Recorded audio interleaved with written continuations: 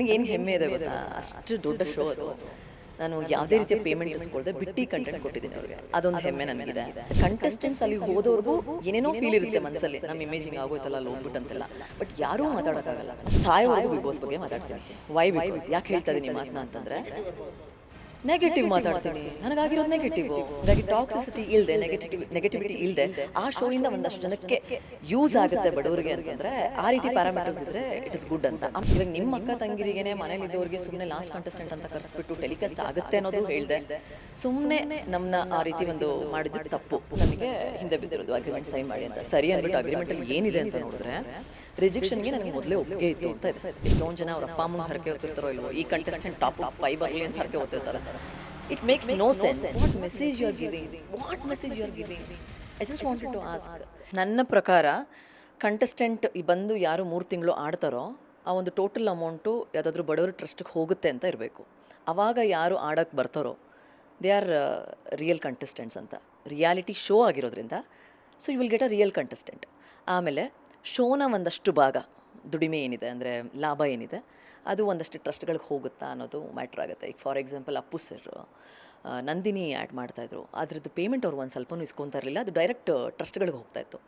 So ಆ ರೀತಿ ಏನಾದರೂ ಆದರೆ ನಡೆಯುತ್ತೆ ಈ ರೀತಿ ಶೋ, ಅದನ್ನು ನೋಡಬೇಕು. ಆ್ಯಂಡ್ ಈ ಮೆಸೇಜ್ ಮಾಡ್ತಿದ್ದಾರಲ್ಲ ವೋಟಿಂಗ್, ಒಂದು ಮೆಸೇಜ್ಗೆ 3 ರೂಪೀಸ್ ಏನೋ ಕಾಸ್ಟ್ ಆಗ್ತಿದೆ. ಸೊ ಅದೇನಾದರೂ ಬಡವ್ರಿಗೆ ಹೋಗುತ್ತಾ, ಅದು ನೋಡಬೇಕಲ್ವಾ. ಸೊ ನನಗೇನು ಅನಿಸುತ್ತೆ ಅಂತಂದರೆ, ಸೊಸೈಟಿಗೆ ಏನಾದರೂ ಯೂಸ್ ಆಗೋವಂಥದ್ದು, ಅಥವಾ ಎಲ್ಲನೂ ಅಲ್ಲ. See they have to do business, ಅದು ನನಗೂ ಗೊತ್ತು. ನಾನು ಒಂದು ಆರ್ಟಿಸ್ಟ್. ಇವಾಗ ಫಾರ್ ಎಕ್ಸಾಂಪಲ್ ನಾನೊಂದು ರೀಲ್ ಮಾಡಿದ್ರೆ ಇಷ್ಟು ರೀಚ್ ಆಗಬೇಕು ಅಥವಾ ಏನೋ ಒಂದು ಮೈಂಡಲ್ಲಿ ಇರುತ್ತೆ. But the thing is part of it at least goes to a good work. ಅಥವಾ ಹಳೆ ಸೀಸನ್ಗಳ ಥರನೇ ಒಂದು ಎಂಟರ್ಟೈನ್ಮೆಂಟ್, ಇಂಟೆಲೆಕ್ಚುಯಲ್ ಎಂಟರ್ಟೈನ್ಮೆಂಟ್, ಅಥವಾ ಜನಕ್ಕೆ ಹೆಲ್ಪ್ ಆಗುವಂಥದ್ದು, ಒಳ್ಳೆ ಮೆಸೇಜ್ ಇರುವಂಥದ್ದು. ಯಾಕಂದರೆ ರಾತ್ರಿ ನೋಡಿ ಮಲಗುವಂಥ ಶೋ ಇದು. ಸೊ ಹಾಗಾಗಿ ಟಾಕ್ಸಿಸಿಟಿ ಇಲ್ಲದೆ, ನೆಗೆಟಿವಿಟಿ ಇಲ್ಲದೆ ಆ ಶೋಯಿಂದ ಒಂದಷ್ಟು ಜನಕ್ಕೆ ಯೂಸ್ ಆಗುತ್ತೆ ಬಡವರಿಗೆ ಅಂತಂದರೆ, ಆ ರೀತಿ ಪ್ಯಾರಾಮೀಟರ್ಸ್ ಇದ್ದರೆ ಇಟ್ ಇಸ್ ಗುಡ್ ಅಂತ. ಆಮೇಲೆ ಎಷ್ಟೊಂದು ಜನ ನಾನು ಬಿಗ್ ಬಾಸ್ ಬಗ್ಗೆ ಮಾತಾಡಿದಾಗಲೂ ನನಗೆ ನೆಗೆಟಿವ್ ಕಮೆಂಟ್ಸ್ ಬರೋದೇನಂತಂದರೆ, ಇವಳನ್ನ ಕರ್ಕೊಂಡಿಲ್ಲ ಅದಕ್ಕೆ ಮಾತಾಡ್ತಿದ್ದಾಳೆ ಅಂತ. ನಾನು ಸಾಯೋವರೆಗೂ ಬಿಗ್ ಬಾಸ್ ಬಗ್ಗೆ ಮಾತಾಡ್ತೀನಿ. ವೈ ಬಿಕಾಸ್ ಯಾಕೆ ಹೇಳ್ತಾ ಇದ್ದೀನಿ ಮಾತನ್ನ ಅಂತಂದರೆ, ನೆಗೆಟಿವ್ ಮಾತಾಡ್ತೀನಿ, ನನಗಾಗಿರೋದು ನೆಗೆಟಿವು. ಆ್ಯಂಡ್ ಆಲ್ಸೋ ಲೈಕ್ ನನಗೆ ಈ ಇನ್ಸಿಡೆಂಟ್ ಆದಮೇಲೆ ಅದರದ್ದು ಸತ್ಯತೆಗಳು ಗೊತ್ತಾದಮೇಲೆ I have to speak. And ಇನ್ನೊಂದೇನಂತಂದರೆ, ನನಗಾಗಿರೋದು ಇನ್ಸಿಡೆಂಟು ನಾನು ಮಾತಾಡ್ತೀನಿ. ಇವಾಗ ಯಾರು ಕಮೆಂಟ್ ಸೆಕ್ಷನಲ್ಲಿ ಮಾಡ್ತಿದ್ದೀರಾ, ನಿಮಗೆ ಆ ಇನ್ಸಿಡೆಂಟ್ ಆಗಿಲ್ಲ, ಏನಾಗಿದೆ ಅನ್ನೋದು ನನಗೆ ಗೊತ್ತು. So I will speak. And ನನಗೆ ಅನ್ಯಾಯ ಆಗಿದೆ, ಇಲ್ಲಿ ನಾನು ಮಾತಾಡ್ತಾ ಇದ್ದೀನಿ. ಇವಾಗ ನಿಮ್ಮ ಅಕ್ಕ ತಂಗಿರಿಗೇನೆ ಮನೇಲಿದ್ದವ್ರಿಗೆ ಸುಮ್ಮನೆ ಲಾಸ್ಟ್ ಕಂಟೆಸ್ಟೆಂಟ್ ಅಂತ ಕರೆಸ್ಬಿಟ್ಟು ಟೆಲಿಕಾಸ್ಟ್ ಆಗುತ್ತೆ ಅನ್ನೋದು ಹೇಳಿದೆ. ಸುಮ್ಮನೆ ನಮ್ಮನ್ನ ಆ ರೀತಿ ಒಂದು ಮಾಡಿದ್ದು ತಪ್ಪು. ಇಲ್ಲಿವರೆಗೂ ನನಗೇನು ಹೆಮ್ಮೆ ಇದೆ ಗೊತ್ತಾ, ಅಷ್ಟು ದೊಡ್ಡ ಶೋ ಅದು. ನಾನು ಯಾವುದೇ ರೀತಿಯ ಪೇಮೆಂಟ್ ಇಸ್ಕೊಳ್ದೆ ಬಿಟ್ಟು ಕಂಟೆಂಟ್ ಕೊಟ್ಟಿದ್ದೀನಿ ಅವ್ರಿಗೆ, ಅದೊಂದು ಹೆಮ್ಮೆ ನನಗಿದೆ. ಆ್ಯಂಡ್ ಈ ಕಮೆಂಟ್ ಸೆಕ್ಷನಲ್ಲಿ ಕಮೆಂಟ್ ಮಾಡ್ತಾರಲ್ಲ, ನನಗೆ ಆಲ್ಮೋಸ್ಟ್ ಹೆಲ್ತ್ ಚೆಕಪ್ಗೆ 15,000 ರೂಪಾಯಿ ಖರ್ಚಾಗಿದೆ. ಎಲ್ಲಿ ಗೊತ್ತಾ ನಾನು ಹೆಲ್ತ್ ಚೆಕಪ್ ಮಾಡಿಸಿದ್ದು? ವೆಸ್ಟ್ ಆಫ್ ಕಾರ್ಡ್ ರೋಡಲ್ಲಿ. ಸೊ ನೀವು ಪಾಪ ವೋಟ್ ಮಾಡೋದಕ್ಕೆ 3 ರೂಪಾಯಿ ಆಗ್ತಾಯಿದ್ದೀರಾ, ಹಾಗೆ ಎಲ್ಲರೂ 1 ರೂಪಾಯಿ ಹಾಕ್ಬಿಟ್ಟು 15,000 ರೂಪಾಯಿ ಮಾಡಿಬಿಟ್ಟು ನಂಗೆ ಕೊಟ್ಬಿಡಿ, ಆಮೇಲೆ ಏನು ಬೇಕಾದ್ರೂ ಕಮೆಂಟ್ ಮಾಡ್ಕೊಳ್ಳಿ. ಆ್ಯಂಡ್ ನನಗಾದಂಥ ಒಂದು ಡಿಪ್ರೆಷನ್ ಇದೆಯಲ್ಲ 1 month, no one can pay for it. So ನೀವು ಕಮೆಂಟ್ ಮಾಡ್ತಾ ಇದ್ದೀರಾ ಅಂದರೆ ನಂಗೆ 15,000 ರೂಪಾಯಿ ತೀರಿಸ್ಬಿಟ್ಟು ಕಮೆಂಟ್ ಮಾಡಿ. ಬಿಕಾಸ್ ನಾನು ಅದರಿಂದ ಪೇಮೆಂಟ್ ತೊಗೊಂಡಿಲ್ಲ, ನನ್ನ ಕಂಟೆಂಟ್ನ ಫ್ರೀಯಾಗಿ ತೊಗೊಂಡಿದ್ದಾರೆ. ಆ್ಯಂಡ್ ಆಲ್ಸೋ ಇನ್ನೊಂದು ಎಲ್ಲರ ಮೈಂಡಲ್ಲಿ ಬರುತ್ತೆ, ನೀವು ಹೋಗಿದ್ರೆ ಮಾತಾಡ್ತಿದ್ದೀರಾ ಇದ್ರ ಬಗ್ಗೆ ಅಂತಲೂ ಬರುತ್ತೆ. ನಾನು ಹೇಳೋದು, ಹೋಗಿದ್ರೆ ಏನಾಗ್ತಿತ್ತು ಗೊತ್ತಾ, ನಾನು ಒಂದಷ್ಟು ಡೈರೆಕ್ಟಾಗಿ ಮಾತಾಡ್ತೀನಿ. ಇವಾಗ ಫಾರ್ ಎಕ್ಸಾಂಪಲ್ ರಜತ್ ಇದನ್ನಲ್ಲ, ಆ ಥರ ಇರ್ತಾ ಇದ್ದೆ ನಾನು, ಇರ್ಸ್ಕೋತಾ ಇದ್ರು. ನಾನು ಅಲ್ಲಿಂದ ಬಂದ ಮೇಲೆ ಇಂಟರ್ವ್ಯೂಲ್ಲಿ ಏನು ಹೇಳ್ತಾ ಇದ್ದೆ ಗೊತ್ತಾ, ನಾನು ಅಲ್ಲಿ ಆಟ ಆಡಿದ್ದೆ ಬಟ್ ಅವ್ರು ತೋರಿಸೇ ಇಲ್ಲ, ಇದೆಲ್ಲ ಕಟ್ ಮಾಡಿದ್ದಾರೆ, ಹಾಗೆ ಹೀಗೆ ಅಂತೆಲ್ಲ ಹೇಳ್ತಾ ಇದ್ದೆ. ಯಾಕೆ ಹೇಳಿ, ನಾನು ಕಾಂಟ್ರಾಕ್ಟಿಗೆ ಸೈನ್ ಮಾಡಿರ್ತಿದ್ದೆ, ಇಷ್ಟು ಮುಕ್ತವಾಗಿ ನಾನು ಮಾತಾಡೋಕ್ಕಾಗ್ತಿರ್ಲಿಲ್ಲ. ಇದು ನೋಡಿ, ಇದು ನನಗೆ ಟೀಮಿಂದ ಆಲ್ಮೋಸ್ಟ್ 1 ಇಯರ್ ಫಾಲೋ ಅಪ್ ಮಾಡಿದ್ದಾರೆ. ಅಗ್ರಿಮೆಂಟ್ ಸೈನ್ ಮಾಡಿ ಅಂತ. ಏನಕ್ಕೆ ಅಂದರೆ, ಲಾಸ್ಟ್ ಸೀಸನ್ ಅಲ್ಲ, 10th ಸೀಸನ್ ನಂದು. ಬಟ್ ನೋಡಿ, ಡೇಟ್ ನೋಡಿ, ಅಕ್ಟೋಬರ್ 10th 2023 ನನ್ನ ಸೀಸನ್ ನಡೆದಿದ್ದು. ಬಟ್ ಅಕ್ಟೋಬರ್ 2024ವರೆಗೂ ನನ್ನ ಫಾಲೋ ಅಪ್ ಮಾಡಿದ್ದಾರೆ, ಅಗ್ರಿಮೆಂಟ್ ಸೈನ್ ಮಾಡಿ ಅಂತ. ಏನಕ್ಕೆ ಅಂತಂದರೆ, ಈ ರೀತಿ ಮಾಡಿದ್ರಲ್ಲ, that's all fine, at least give me my payment, at least ಈ ಥರ ಯೂಸ್ ಮಾಡ್ಕೊಂಡಿರೋದಕ್ಕೆ ಅಂತ ಕೇಳಿದಾಗ ಅವರು ನನಗೆ ಹಿಂದೆ ಬಿದ್ದಿರೋದು ಅಗ್ರಿಮೆಂಟ್ ಸೈನ್ ಮಾಡಿ ಅಂತ. ಸರಿ ಅಂದ್ಬಿಟ್ಟು ಅಗ್ರಿಮೆಂಟಲ್ಲಿ ಏನಿದೆ ಅಂತ ನೋಡಿದ್ರೆ, ರಿಜೆಕ್ಷನ್ಗೆ ನನಗೆ ಮೊದಲೇ ಒಪ್ಪಿಗೆ ಇತ್ತು ಅಂತ ಇದೆ. ಮಾಡಬೇಕು. ಆ್ಯಂಡ್ ಎಲ್ಲೋ ಮಾತಾಡೋಕ್ಕಾಗಲ್ಲ, ನಾನು ಕಾಂಟ್ರಾಕ್ಟಿಗೆ ಸೈನ್ ಮಾಡಿದ್ರೆ ಹ್ಯಾವೆಂಟ್ ಸೈನ್ಡ್, ನಾನು ಪೇಮೆಂಟು ತೊಗೊಂಡಿಲ್ಲ. ಸೊ ಒಂದು ದೊಡ್ಡ ಶೋಗೆ ಫ್ರೀ ಕಂಟೆಂಟ್ ಕೊಟ್ಟಿದ್ದೀನಿ, ನನ್ನ ಋಣದಲ್ಲಿ ಅವರೇ ಇದ್ದಾರೆ ಅಷ್ಟೇ. ಸಿಂಪಲ್. ನೀವೇ ನೋಡ್ತಾ ಇದ್ದೀರಿ ಇವಾಗ ನೋಡಿ, ಯಾರಿಂದ ಬಂದಿದೆ, ಯಾವ ಟೀಮಿಂದ ಬಂದಿದೆ, ಎಲ್ಲ ಇಲ್ಲೇ ಇದೆ. ನಾನು ಅವ್ರ ಜೊತೆ ಹತ್ಕೊಂಡು ಮಾತಾಡಿರೋ ರೆಕಾರ್ಡಿಂಗ್ ಕೂಡ ಇದೆ. ನನಗೇನಂತಂದರೆ, ಸ್ಪ್ರೆಡ್ ಮಾಡೋಕ್ಕೆ ಇಷ್ಟ ಇಲ್ಲ. ವೈ ಬಿಕಾಸ್ ಏನು ಸಾಧನೆ ಮಾಡೋಣ ಅದನ್ನೆಲ್ಲ ನೋಡ್ಬಿಟ್ಟು ಇದೇನು ದಿಸ್ ಇಸ್ ನಾಟ್ ಎಂಡ್ ಅಲ್ವಾ, this is not end, this is just a show ಅಷ್ಟೇ. ಬಟ್ ನಾನು ಏನಕ್ಕೆ ಪ್ರತಿ ಸಲ ಮಾತಾಡೋದು ಅಂದರೆ, ಇವಾಗ ನೀವೇ ಎಷ್ಟೊಂದು ಸಲ ನಂಗೆ ಕೇಳಿದ್ರೆ ಬೈಟ್ಸ್ ಕೊಡಿದ್ರ ಬಗ್ಗೆ ಅಂತ, ನಾನು ಹೇಳಿದ್ದೀನಿ ಅದ್ರ ಬಗ್ಗೆ ಮಾತಾಡಲ್ಲ ಅಂತ. ಬಟ್ ನಾನು ಏನಕ್ಕೆ ಮಾತಾಡ್ತಿದ್ದೀನಿ ಅಂದರೆ, ನನಗೆ ಇನ್ಸಿಡೆಂಟ್ ಆಗಿದೆ. ಆ್ಯಂಡ್ ಕಂಟೆಸ್ಟೆಂಟ್ಸ್ ಅಲ್ಲಿಗೆ ಹೋದವ್ರಿಗೂ ಏನೇನೋ ಫೀಲ್ ಇರುತ್ತೆ ಮನಸ್ಸಲ್ಲಿ, ನಮ್ಮ ಇಮೇಜಿಂಗ್ ಆಗೋಯ್ತಲ್ಲ ಅಲ್ಲಿ ಹೋಗ್ಬಿಟ್ಟಂತೆಲ್ಲ. ಬಟ್ ಯಾರೂ ಮಾತಾಡೋಕ್ಕಾಗಲ್ಲ. ವೈ? ಬಿಕಾಸ್ ಕಾಂಟ್ರಾಕ್ಟ್ನ ಸೈನ್ ಮಾಡಿರ್ತಾರೆ. They can't speak. ಮಾತಾಡಿದ್ರು ಅಡ್ಗೋಡೆ ಮೇಲೆ ದೀಪ ಇಟ್ಟಂಗೆ ಮಾತಾಡಬೇಕಾಗುತ್ತೆ. ನನ್ನಷ್ಟು ಮುಕ್ತವಾಗಿ ಮಾತಾಡೋಕ್ಕಾಗಲ್ಲ. ನನಗಾದಂಥ ಅನ್ಯಾಯ ಯಾರಿಗೂ ಆಗಬಾರ್ದು. ಏನು ಅನ್ಯಾಯ ಅಂತಂದರೆ, ಮನೇಲಿ ನನ್ನ ಪಾಡಿಗೆ ನಾನು ಇದ್ದ, ಲಾಸ್ಟ್ ಕಂಟೆಸ್ಟೆಂಟ್ ಅಂತ ಕರೆದ್ರೆ ಮಧ್ಯರಾತ್ರಿ ಮನೆಗೆ ಬಂದು ಮೀಟಿ ಮಾಡೋದು ಇದೆಲ್ಲ ಹೇಳ್ಕೊಂಡಿದ್ದೀನಿ ಮುಂಚೆನೇ ಅಲ್ವಾ. ಅದೆಲ್ಲ ಆದ ಮೇಲೂ ಕೂಡ ಅಟ್ಲೀಸ್ಟ್ ನಾವು ಒಬ್ರಿಗೆ ಯಾರನ್ನೋ ಕರೆದು ಹಿಂಗೆ ಮಾಡಿದ್ದೀವಿ, ಅವರ ಒಂದು ದುಃಖಕ್ಕೆ ಕಾರಣ ಆಗಿದ್ದೀವಿ, ಯಾವುದಾದ್ರು ಒಂದು ಪ್ರಾಜೆಕ್ಟಲ್ಲಿ ಒಂದು ಪ್ಲೇಸ್ಮೆಂಟ್ ಮಾಡ್ಬೋದಿತ್ತಲ್ಲ, ಯಾಕೆ ಮಾಡಿಲ್ಲ? ಒಂದು ಆ್ಯಂಕರಿಂಗ್ ಕೊಡ್ಬೋದಿತ್ತು, ಅಥವಾ ಯಾವುದಾದ್ರು ಒಂದು ಸೀರಿಯಲಲ್ಲಿ ನೆಗೆಟಿವ್ ಕ್ಯಾರೆಕ್ಟರ್ ಕೊಡ್ಬೋದಿತ್ತು, ಏನೋ ಒಂದು ಹೆಲ್ಪ್ ಮಾಡ್ಬೋದಿತ್ತಲ್ಲ. ಈಗ ನಾನು ಯಾವುದಾದ್ರೂ ಒಂದು ಲೆಜೆಂಡ್ ಆರ್ಟಿಸ್ಟ್ ಮಗಳಾಗಿದ್ದರೆ, ಅಥವಾ ನನಗೇನಾದರೂ ಪೊಲಿಟಿಕಲ್ ಬ್ಯಾಕ್ಗ್ರೌಂಡ್ ಇದ್ದಿದ್ರೆ, ಅಥವಾ ನಾನು ತುಂಬ ಫೇಮಸ್ ಆಗಿದ್ದಿದ್ರೆ ನನ್ನ ಕರೆಸಿ ಆ ಥರ ಮಾಡ್ತಿದ್ರಾ? ಇವ್ರಿಗೋಸ್ಕರ ಯಾರಾದರೂ ವಾಯ್ಸ್ ರೈಸ್ ಮಾಡೋಕ್ಕಿರ್ತಾರೆ ಅಂತ ಹೆದರ್ಕೋತಿದ್ರು ನನ್ನ ಜೊತೆ ಆ ಥರ ಮಾಡೋದಕ್ಕೆ. ಬಟ್ ನಾನಂತೂ ಫ್ರೀ ಅಲ್ಲ, ಯಾರು ಏನೂ ಮಾಡೋಕ್ಕಾಗಲ್ಲ, ನಾನೇನೂ ಮಾಡೋಕ್ಕಾಗಲ್ಲ ಅವ್ರಿಗೆ, ನಾನು ಏನೂ ಮಾಡೋಕ್ಕಾಗಲ್ಲ ಅವ್ರಿಗೆ. ಇವಾಗ ಫಾರ್ ಎಕ್ಸಾಂಪಲ್ ನಾನು ಏನಾದರೂ ಮಾಡಿದ್ರು ಲೀಗಲಾಗಿ ಅವ್ರ ಪರವಾಗಿ ಓಡಾಡೋಕ್ಕೆ ಅಂತ ಒಬ್ರು ಇರ್ತಾರೆ. ಬಟ್ ನಾನು ಬ್ರೆಡ್ ಆ್ಯಂಡ್ ಬಟರ್ ನಮ್ಮ ಮನೆಗೆ ಮಾಡ್ತಿರೋದು, ಅದನ್ನೆಲ್ಲ ಹಾಕೊಂಡು ನಾನೇನು ಮಾಡಲಿ? But one thing I believe, ಕರ್ಮ ಇಸ್ ದೇರ್ ಅಂತ. ಅದು ಒಂದಲ್ಲ ಒಂದಿನ ಈ ಮಾತು ಯಾರ್ಯಾರು ಕಮೆಂಟ್ ಮಾಡ್ತೀರಾ ನಿಮ್ಗೆ ಅದು ರಿಯಲೈಸ್ ಆಗೇ ಆಗುತ್ತೆ. ನಂಗೆ ಬೇಜಾರು ಏನಂದರೆ, most of them watching this show are youngsters. ಇವಾಗ Olympics is a very very big show ಅಲ್ವಾ.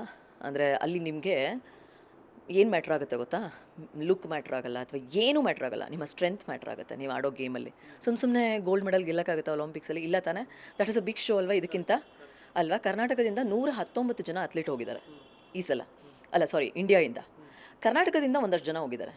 ಯಾರ್ಯಾರು ಹೇಳಿ ನೋಡೋಣ? ಹೆಸರು ಗೊತ್ತಿಲ್ಲ ನಮಗೆ. ಅದೇ ನಮ್ಮ ಯಂಗ್ಸ್ಟರ್ಸ್ಗಳನ್ನ ವೈಲ್ಡ್ ಕಾರ್ಡಲ್ಲಿ ಯಾರು ಹೋದ್ರು, ಇವತ್ತು ಯಾರ್ಯಾರಿಗೆ ಜಗಳ ಆಯಿತು, ಈ ಸಲ ಕಂಟೆಸ್ಟೆಂಟ್ಸ್ ಯಾರು ಅಂದರೆ ಬರೆದು ಕೊಡ್ತಾರೆ ಎಸ್ಸೆ ರೈಟಿಂಗ್ ಥರ. So I am feeling so ಬ್ಯಾಡ್. ಈ ನನ್ನ ಇನ್ಸಿಡೆಂಟ್ ಆಗೋಕ್ಕಿಂತ ಮುಂಚೆ ನಾನು ಹಂಗೆ ಇದ್ದೆ ಯಶ್ವಂತ್. ಎವ್ರಿ ವೀಕೆಂಡ್ ಸುದೀಪ್ ಸರ್ಗೋಸ್ಕರ ನೋಡೋದು, ಸಕ್ಕದ ಮಾತಾಡ್ತಾರಲ್ವ, ಹಿಂಗೆ ಇವಳು ಹಿಂಗೆ ಮಾಡಬೇಕಿತ್ತು, ಹಂಗೆ ಮಾಡಬೇಕಿತ್ತು, ಇವರೆಲ್ಲ ಹೆಂಗೆ, ನೀವೆಲ್ಲ ಹೆಂಗೆ ಡಿಬೇಟ್ ಮಾಡ್ತಿರೋ, ನಾನು ಅದೇ ಸ್ಟೇಜಲ್ಲಿದ್ದೆ. ಬಟ್ ಒನ್ಸ್ ನನ್ನ ಜೊತೆ ಒಂದು ಕಹಿ ಘಟನೆ ನಡೆದಾದ್ಮೇಲೆ, ಹೋಗ್ತಾ ಹೋಗ್ತಾ ಅದನ್ನು ನೋಡ್ತಾ ನೋಡ್ತಾ ಟ್ರೂತ್ ಎಲ್ಲ ಗೊತ್ತಾಗ್ತಾ ಹೋದ್ಮೇಲೆ ಐ ಗಾಟ್ ಮೆಚುರಿಟಿ. ಏನಿದೆ ಈ ಶೋಲ್ಲಿ ಆ್ಯಕ್ಚುಲಿ? ವೈ ಏನು ನೀಡ್ ಇದರಿಂದ? ಸೊ ಮೆಚುರಿಟಿ ಬೇಕು. ಇವಾಗ ಫಾರ್ ಎಕ್ಸಾಂಪಲ್ ನಿಮ್ಮ 1 hourನ ಅಲ್ಲಿ ಸ್ಪೆಂಡ್ ಮಾಡ್ತಿದ್ರೆ ಅಂದರೆ ವಾಟ್ ಯು ವಿಲ್ ಗೆಟ್? ಯಂಗ್ಸ್ಟರ್ಸ್ಗಳು ನಾನು ಹೇಳ್ತಾ ಇದ್ದೀನಿ, ಅದೇ 1 hourನ ಇವಾಗ ನಿಮ್ಗೆ ಎಷ್ಟೊಂದು ಆನ್ಲೈನ್ ಕೋಚಿಂಗ್ಗಳಿದೆ, ನಿಮ್ಮ ಸ್ಕಿಲ್ಸ್ನ ಅಪ್ಡೇಟ್ ಮಾಡ್ಕೊಳ್ಳೋದಕ್ಕೆ.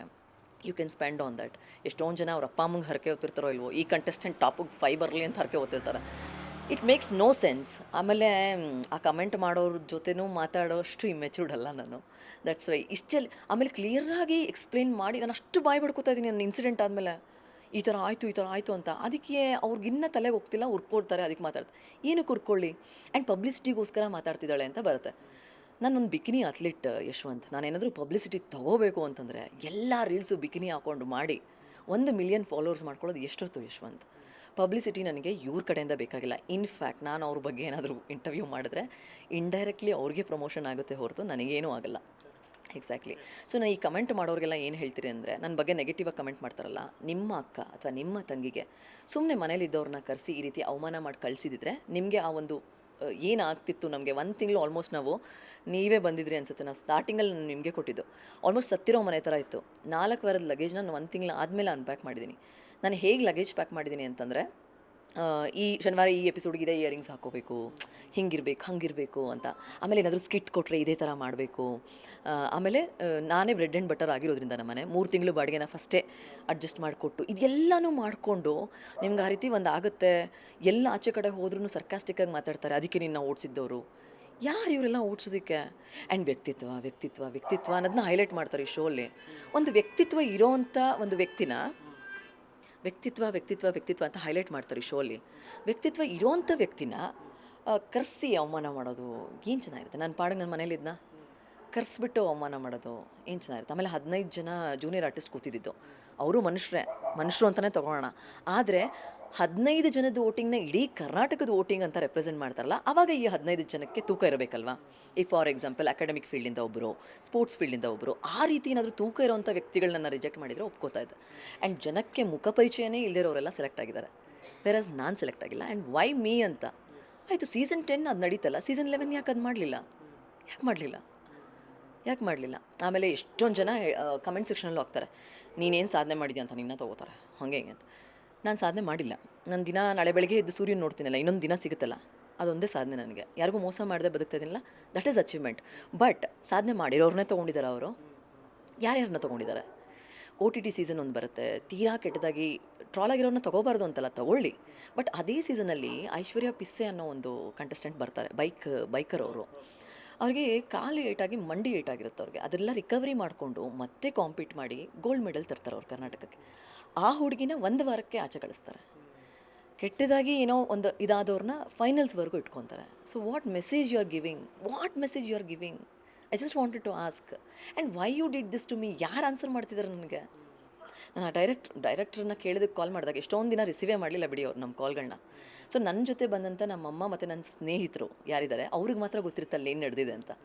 ನಾನು ರಿಜೆಕ್ಟ್ ಆಗಿ ಕ್ಯಾರವ್ಯಾನಿಗೆ ಬಂದಮೇಲೆ ಕ್ಯಾರವ್ಯಾನ್ ಅವರು ಇಲ್ಲ, ಬಿಟ್ಕೊಡ್ತೀವಿ ಅಂತ ಹೇಳಿದ್ರು. ನಮಗೆ ಆಲ್ರೆಡಿ ನಮ್ಗೆ ಬೇಜಾರಾಗ್ಬಿಟ್ಟಿತ್ತು. ಸೊ ನಾವೇ ಹೋದ್ವಿ ಮನೆಗೆ.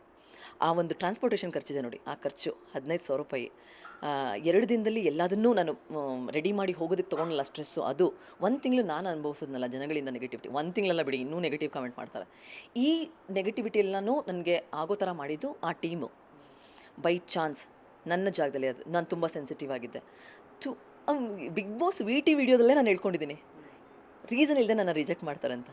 ಅದೇ ಶೋಲ್ ಮತ್ತೆ ಬೇಕಂತ ರಿಜೆಕ್ಟ್ ಮಾಡಿಬಿಟ್ಟು ಕಳಿಸಿದ್ರಲ್ಲ, ನಾನೇನಾದರೂ ಸೆನ್ಸಿಟಿವ್ ಮೈಂಡ್ ಸೆಟ್ ಹಾಕ್ಕೊಂಡು ನಮ್ಮ ಮನೆಗೆ ಬಂದೇನಾದರೂ ಫ್ಯಾನಿಗೆ ನೇಣು ಹಾಕ್ಕೊಂಡಿದ್ದಿದ್ರೆ ನಮ್ಮ ಅಮ್ಮನ ನೋಡ್ಕೊಳ್ಳೋರು ಯಾರು? ನನ್ನ ಸಾವಿಗೆ ಯಾರು ಹೊಣೆ ಆಗ್ತಿದ್ರು? ಇದೆಲ್ಲ ನಿಮ್ಮ ಕಮೆಂಟ್ ಮಾಡೋರು ತಲೆಗೆ ಹೋಗಲ್ವಾ? And most of them are youngsters. ನಾನು ಯಂಗ್ಸ್ಟರ್ಸ್ಗೆ ಹೇಳೋದೇ ಇಷ್ಟು, ಏನು ಇಂಟರ್ವ್ಯೂಲ್ಲಿ ಮಾತಾಡಿರ್ತೀವಿ ಕೊನೆವರೆಗೂ ನೋಡಿ. ತಮ್ನೇಲ್ಗಳನ್ನ ನೋಡ್ಕೊಂಡು ನೀವು ಡಿಸೈಡ್ ಮಾಡಬೇಡಿ ವ್ಯಕ್ತಿನ. ಬಿಕಾಸ್ ತಮ್ನೇಲ್ಗಳು it is a business strategy to attract audience. That's fine, but see interview what I am speaking. ನಿಮಗೆ ಒಂದು ದೊಡ್ಡ ಸುಳ್ಳನ್ನು ಜಾಸ್ತಿ ದುಡ್ಡು ಖರ್ಚು ಮಾಡಿ ದೊಡ್ಡವರು ಹೇಳಿದ್ರೆ ನಿಜ, ಡೈಲಿ ಅದನ್ನು 1 ಅವರ್ ಟೆಲಿಕಾಸ್ಟ್ ಮಾಡಿದ್ರೆ.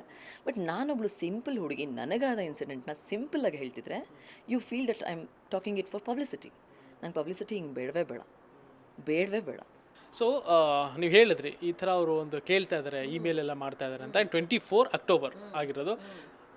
ಈಗ ಮಾತಾಡೋದು ಕಮ್ಮಿ ಮಾಡಿದ್ರ ಬಿಗ್ ಬಾಸ್ ಬಗ್ಗೆ? ಸೊ ಇವಾಗ ಮತ್ತೆ ಈಗ ಮಾತಾಡ್ತಾ ಇದ್ದಾರೆ. ಇದಾದ್ಮೇಲೆ ನೆಕ್ಸ್ಟ್ ಇನ್ನೊಂದು ಎಷ್ಟು ಚಾನಲ್ ಅಪ್ರೋಚ್ ಮಾಡೋದೋ ಗೊತ್ತಿಲ್ಲ. ಆಫ್ಟರ್ ದಿಸ್ ಮತ್ತೆ ಇವೆಲ್ಲ ವೀಡಿಯೋಸ್ಗಳು ಅವ್ರು ನೋಡಿದಾಗ ಇನ್ನೂ ಒಂದಷ್ಟು ಅಪ್ರೋಚು ಇದಕ್ಕೆ ಸೈನ್ ಮಾಡಿ ಅಂತ ಕೇಳ್ಬಹುದು. ಆರ್ ನೆಕ್ಸ್ಟ್ ನಮ್ಮ ಚಾನಲಿಂದ ಇಂಥದ್ದೇನಾದರೂ ಒಂದು ಕೊಡ್ತೀನಿ ಅನ್ಬೋದು. ಆರ್ ನೆಕ್ಸ್ಟ್ ಸೀಸನ್ನಲ್ಲಿ ನೀವು ಬರ್ಬೋದಾ ಅಂತ ಕೇಳಿದ್ರೆ ನಿಮ್ಮ ಒಂದು ರಿಯಾಕ್ಷನ್ ಹೆಂಗಿರುತ್ತೆ? ಡೈರೆಕ್ಟ್ ನಮ್ಮ ಚಾನಲಿಂದ ಕೊಡ್ತೀನಿ ಅನ್ನೋದಿದೆಯಲ್ಲ, ಅದು ಯಾವಾಗ ಆಗಬೇಕಿತ್ತು ಗೊತ್ತಾ? 1 ತಿಂಗಳು ನಾನು ಸಫರ್ ಮಾಡಿದೆ ನೋಡಿ. ಆಗ ಒಂದು ಧೈರ್ಯದ ಮಾತು ಹೇಳ್ಬೋದಿತ್ತು ಯಾರಾದರೂ ಟೀಮಿಂದ. ನನಗಿನ್ನೂ ಏನು ಬೇಜಾರಿದೆ ಅಂದರೆ, ನಾನು ಮಡಿಕೇರಿ ಟ್ರಿಪ್ಗೆ ಹೋಗಿದ್ದೆ, ಅಲ್ಲಿಂದ ವಾಪಸ್ ಬರ್ತಿರುವಾಗ ನನಗೆ ಇದ್ರ ಕಾಲ್ ಬಂದಿತ್ತು. ಸತ್ಯ ಅವ್ರು ನನಗೆ ಕಾಲ್ ಮಾಡಿ ಹೇಳ್ತಾರೆ, ಈ ಥರ ವಿಷ್ಣು ಅವ್ರ ಕಾಲ್ ಬರುತ್ತೆ ಎತ್ತಿ ಅಂತ. ನನಗೇನಾದರೂ ರಿವೈಂಡ್ ಮಾಡೋ ಒಂದು ಪವರ್ ಸಿಕ್ಕಿದ್ರೆ ಆ ಒಂದು ಟೈಮ್ನ ರಿವೈಂಡ್ ಮಾಡಿ ವಿಷ್ಣು ಅವ್ರ ಕಾಲ್ನ ನಾನು ಎತ್ತುತ್ತಾನೆ ಇರಲಿಲ್ಲ. ಆ ಕಾಲ್ ಎತ್ತದೇ ಹೋಗಿದ್ದಿದ್ರೆ ಐ ಕುಡ್ ಹ್ಯಾವ್ ಅಂದರೆ ಪೀಸ್ಫುಲ್ ಆಗಿರ್ಬೋದಿತ್ತು. ಬಟ್ ಕಾಲ್ ಎತ್ತಿರೋದು ಹಿಂಗಾಗಿದ್ದು ಕೂಡ ಒಳ್ಳೆಯದೇ ಆಯಿತು. ಬಿಕಾಸ್ ನನಗೆ ಆ್ಯಕ್ಚುಲಿ ಇದು ಹೆಂಗೆ ವರ್ಕ್ ಆಗುತ್ತೆ, ಸತ್ಯ ಏನಿದ್ರದು ಅಂತ ನಂಗೆ ಗೊತ್ತಾಯಿತು. ಆ್ಯಂಡ್ ಇನ್ನೊಂದು ಸೀಸನ್ ಕರಿತೀರಾ ಅಂತ ನೀವು ಕೇಳ್ತಿದ್ರಲ್ಲ, ದಟ್ ಕ್ವಶನ್ ಇಸ್ ರಾಂಗ್. ಹಿಂಗೆ ಯಾಕೆ ಹೋಗಲಿ ನಾನು? ಬೇಡ ಅಂತ ಅಲ್ಲ, C I am self made Yashwant. ನಾನು ನನ್ನ ಒಂದು ಜೀವನದಲ್ಲಿ ಏನೇನೋ ಕಷ್ಟಪಟ್ಕೊಂಡು ನಮ್ಮ ಚೈಲ್ಡ್ಹುಡ್ಡಿಂದ ಏನೇನೋ ಅನುಭವಿಸ್ಕೊಂಡು ನಾವು ಸೆಲ್ಫ್ ಮೇಡ್ ಪರ್ಸನ್ ಆಗಿದ್ದೀವಿ.